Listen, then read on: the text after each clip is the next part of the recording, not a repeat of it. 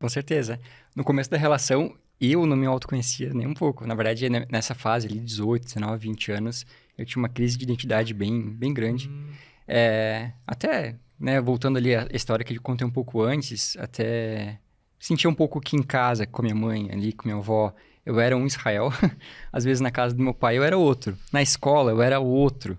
Então eu acabava me moldando muito pelo que o ambiente, né, dizia. Quem é Israel? Mas quando, por exemplo, eu ia escrever em algum teste, alguma coisa, fale sobre você. Eu não sabia escrever nada sobre mim.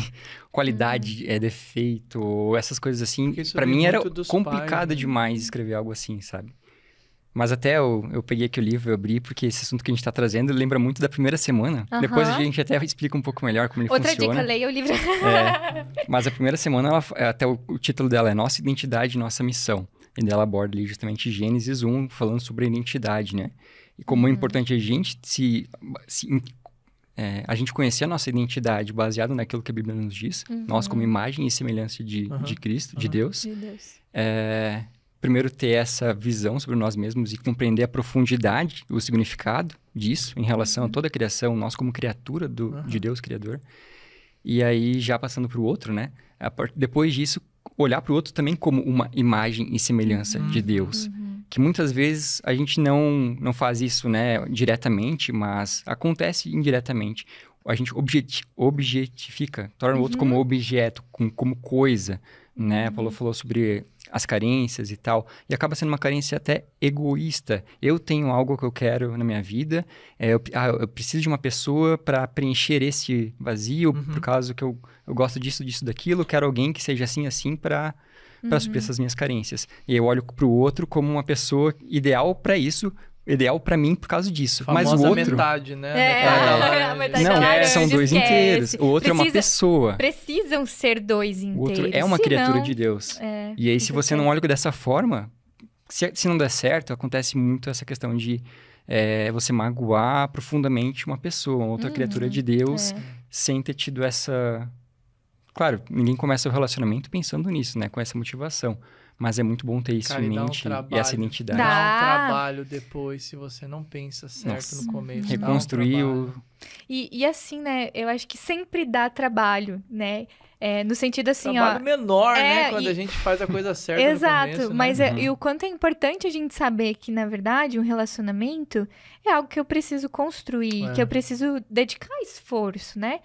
Por isso que eu não gosto muito dessa coisa assim, Deus vai te dar a pessoa perfeita porque a gente daí idealiza um relacionamento que não vai ter problemas e vai.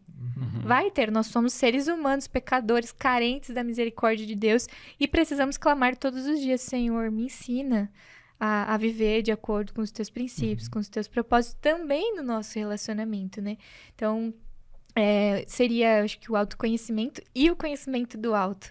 Essa busca não de uma vivência rasa com Deus, mas uma vida profunda com Deus, onde de fato o meu ser vai sendo transformado, onde eu conheço quem eu sou. Eu falo sempre que ler a Bíblia é como se olhar no espelho, porque a Bíblia nos revela quem nós somos, né?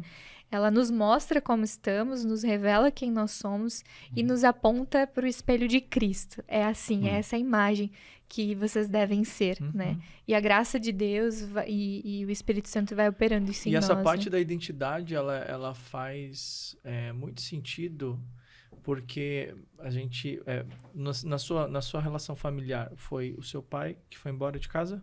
Isso. Foi ele que foi embora. A figura paterna é extremamente importante. E aí você falou sobre as mulheres, muitas vezes tem uma configuração muito errada sobre Deus. Por exemplo, eu já tive paciente minha que detestava Deus, e aí a gente vai descobrir na terapia e a gente vai entender tem um relacionamento que com o pai. O ranço que ela tinha com Deus é por causa da figura masculina de Deus, né? Então ela faz uma ancoragem ali, uma conexão de Deus e o pai dela, a figura paterna, e quando se está inserido num contexto religioso, então pior ainda, com né? certeza. E até muitas vezes, se você não tem essa compreensão de qual é a sua imagem de Deus, o que você projeta, você vai ler alguns textos bíblicos e vai reforçar algumas coisas que não é o que o texto quer dizer. Eu amo esse tema. A importância de um acompanhamento. E muito importante a gente compreender e a gente ir para esse processo de autoconhecimento, que é do alto também, e é junto, né? Eu acho que um caminho, assim, muito especial que o Senhor Jesus Jesus nos ensina é o discipulado. E discipulado é isso, né? Eu sigo a Jesus, eu conheço a Cristo, mas ele também me mostra quem eu sou nesse relacionamento com ele, né?